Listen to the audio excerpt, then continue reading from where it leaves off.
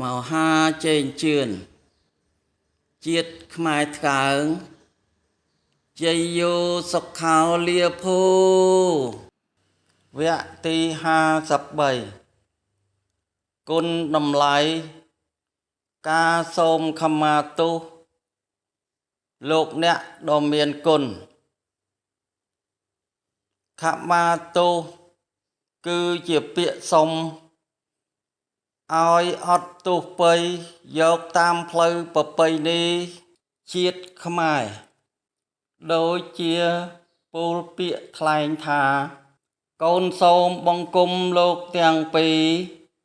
លើកហាត់អញ្ជលីទាំងពីរកាយចំពោះលោកឪពុកនិងលោកម្ដាយ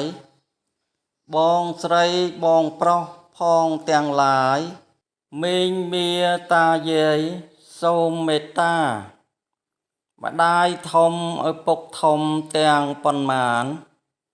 ខ្ញុំបន់ទុនប្រានអោនសេរសា